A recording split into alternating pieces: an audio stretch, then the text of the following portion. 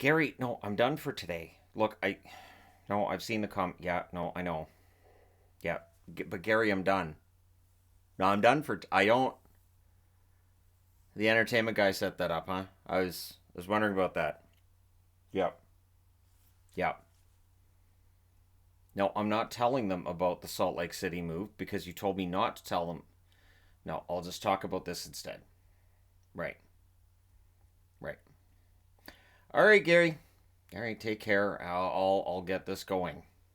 What do you mean you had TEG hit record? Man.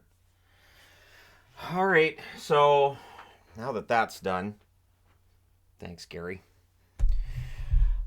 Let's discuss. So today's video on number one draft picks seemed to generate a lot more discussion than last year. So I do not have a problem with discussing it. And we have Matthews on the board. We have Kane on the board, Stamkos and McKinnon. This is 2 through 5 on my list. Spoiler alert and all that. Last year, Matthews was third, Kane was fifth, Stamkos sixth, and McKinnon was fourth. So, with Crosby no longer being on the list, Matthews goes from 3 to 2. Nothing changed. Really didn't change. But Matthews had a down year, right? So, because Matthews has had a down year, a lot of comments. So, I have no problem with comparing these four players. And I have no problem with somebody else saying, well, as far as I'm concerned, this player belongs at 2 and this one 3. That's what debate's about. So I have no problem in continuing that debate and defending what I put and where I put players because, again, I don't just do this in random order. It's not like I just go, that's fine. Start the video, I'm fine. So Austin Matthews, the number one pick in 2016 by the Toronto Maple Leafs. And I think that's a big part of it too. Is that I think there's a lot of people that just, he's in Toronto, I can't stand him. I do think there's some of that. He won the Calder in 2017. Now, Kane wins the Calder, so does McKinnon. Stamkos doesn't. He had a rough rookie season that first half of the season. Coach didn't believe in him. It was ugly. By the end of the year, Stamkos had got it together, but he was not in Calder conversations. 2021, Matthews wins the Maurice Richard Trophy for leading the league in goals. He was a second-team All-Star as well. And last year, he had a fantastic year. The Richard Trophy, the Hart Trophy, the Ted Lindsay, meaning the reporters thought he was the most valuable player in the league, and the players thought he was the best player in the league, and he was a first-team All-Star. So really, everything was coming up Matthews, which might be why I didn't get as much flack last year with Austin Matthews being third on the list. Now, in terms of goal scoring, I know he was down this year. It's still ridiculous. 299 goals in his career in 481 games. He has .622 goals scored per game. Now, I do expect that to drop as he gets older, but right now he's ahead of Alex Ovechkin. Ovechkin's number is .610. So, again, as players get older, the scoring will drop off, but Ovechkin's didn't. Maybe Matthews can find some of that fountain of youth as well, right? Now, the playoff performance gets talked about a lot, so I wanted to restrict it to just the individual performances. I don't want to get into Stanley Cups, not because it works against Matthews, but because that is a team trophy, right? It's not the one player puts everybody on his back and goes. You have to have four lines, which Toronto hasn't. Their depth scoring's been a problem.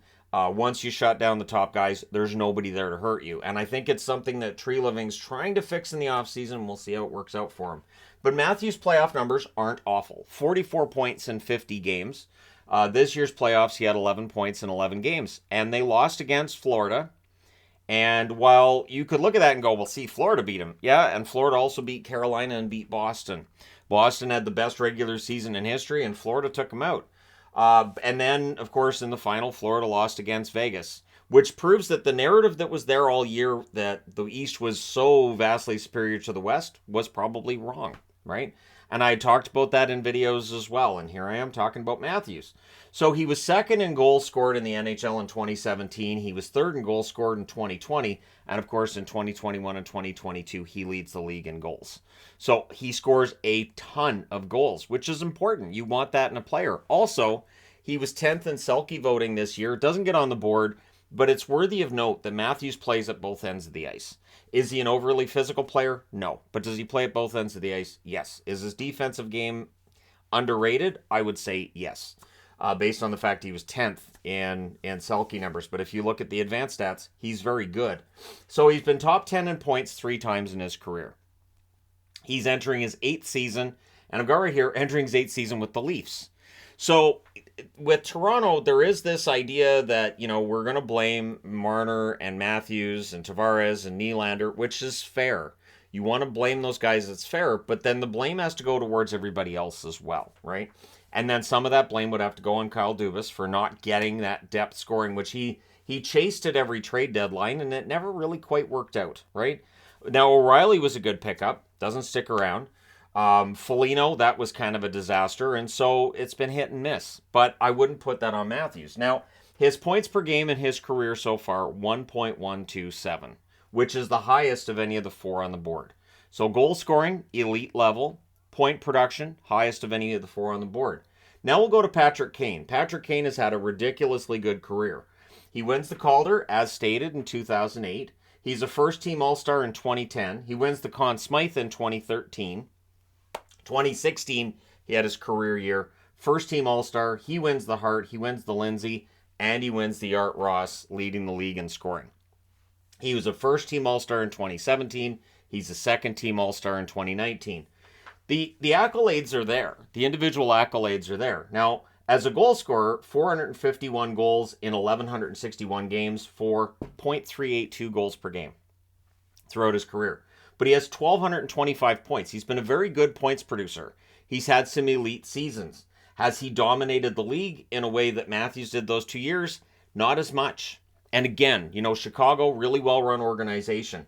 We'll go through that. Now, points in the playoffs, Patrick Kane, 138 points in 143 career playoff games.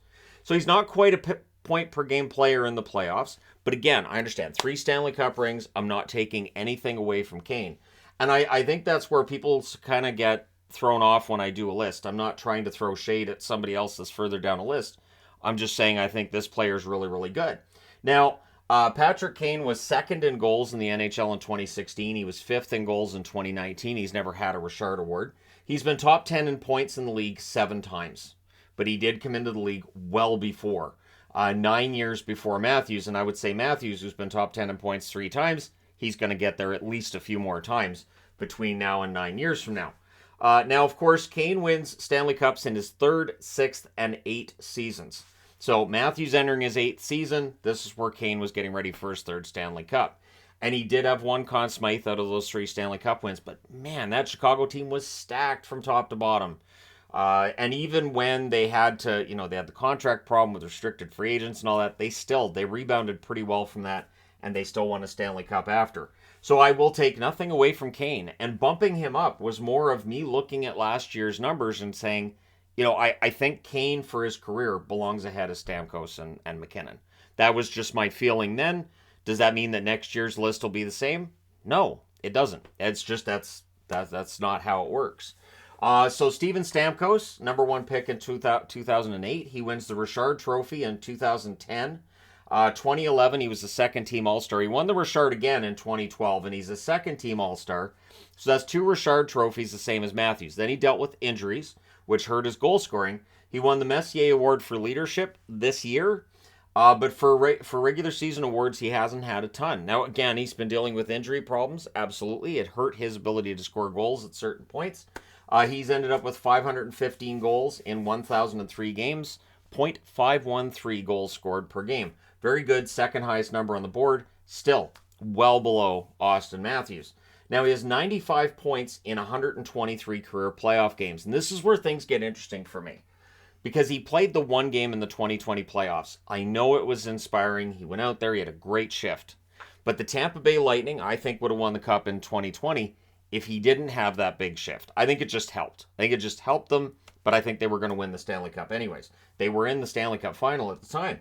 Now, Stamkos has been very good at being tops of the goal list. He was 2nd in goals in 2013, 2nd in goals in 2011, 2nd in 2015, and then 4th in 2019. So after some down years, he did get back into the top 5. He's been top 10 in points 6 times in the National Hockey League. More of a goal scorer than point producer, but his points not too shabby. He won his Stanley Cups in his 12th and 13th seasons.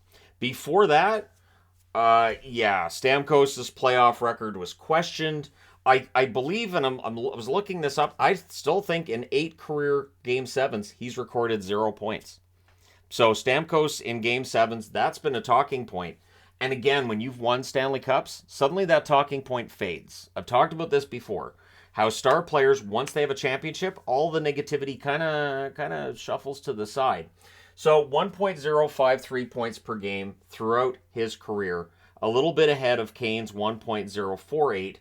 But yeah, 2019 stands out too. Remember 2019? Tampa Bay, record season, fantastic year, and they get swept in the first round by the Columbus Blue Jackets.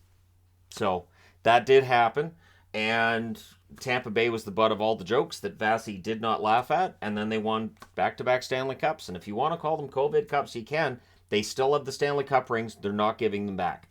Can call them that 50 million times. They're not giving those Stanley Cups back. Which brings me to Nathan MacKinnon. Now, the funny part is I've defended MacKinnon on this channel many, many times before Colorado won the Stanley Cup. I remember when Colorado got knocked out, and I saw people saying, see, with Nathan MacKinnon, they're never going to win a championship.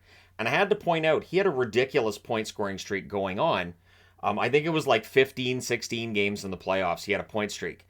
And when they finally kept him off the score sheet, Colorado was out. So MacKinnon did everything he could. Now, he wins the Calder in 2014. He's a second-team All-Star in 2018. He's a second-team All-Star in 2020, and he wins the Lady Byng. So he doesn't have a Hart Trophy. He doesn't have a Richard. And he's not that kind of a flashy player to win those trophies. Now, he may end up winning an Art Ross. He had a fantastic career year this year. I'm glad he finally got that 100-point season, because before that, I had arguments with people that said he would never record 100 points in a season. Now, he does have 284 goals in 709 games, which is .401, which is ahead of Kane. It's lower than Stamkos and well below Matthews. In the playoffs, he's a playoff performer. 100 points in 77 career playoff games. I will take nothing away from MacKinnon in the playoffs. Has he been dominant during the regular season? Not as much. Now, injury might have prevented some other awards in there, but the awards still aren't there. He has never been top 5 in goals, which isn't really his game. That's more Rantanen gets the goals. Landeskog plays, he can get 40 goals. Really, with MacKinnon, he's a playmaker, and he's really kind of a everything else that you want in an offensive player kind of guy. He's been top 10 in points 5 times in the NHL, and if not for injury, he would have had a 100-point season before this year, but I'm so glad he finally got it. He won the Stanley Cup in his 9th season. So again, you know, all of the negativity that was around Colorado before that was they can't get out of round 2. They never get out of round 2. Colorado is not good enough to get out of the second round. It's just how it works. They're never going to win a Stanley Cup. Can you believe they blew it in round 2 again? Did you see Colorado in round 2? They were terrible. And that's how it works. And then he wins the Stanley Cup, and all that conversation goes by the wayside. 1.07 points per game for MacKinnon puts him ahead of Stamkos and ahead of Kane, but through their careers, Matthews still has the number 1 points per game of the 4 on the board. Goals per game, he's well ahead. He is trending towards getting more trophies. Again, I know 2023 was a down year, but spoiler alert, every other name on this board has had down years. It happens. That's just how that works. So, honestly, I don't think you can go wrong with any of these 4 players. If you wanted to build a franchise around any of these guys in their prime, you can't go wrong. But to me, Matthews, as the youngest of the 4 on the board, and looking at what he's been able to do already, and the fact that if he scores 50 goals, we kind of go, but he had 60 before. It's just ridiculous. And it feels very much like Stamkos at the start of his career, which sadly, again, injuries hampered his ability to get those goals. But yeah, that's why Matthews ends up second on the list today. But again, let me know your thoughts in the comment section below as always. Don't forget to hit like and subscribe if you're browsing your way through. You just happened upon this video, and keep up the debates, because this summer there will be a lot of lists. I've made my mind up. I'm going back to the lists, which means, you know, listing who I think the best are at each position kind of thing, that kind of video. And I welcome that. I welcome the debate. Doesn't bother me at all. Thank you guys so much for that. Don't forget to hit like and subscribe if you haven't done so already. And hey, I will talk to you again soon.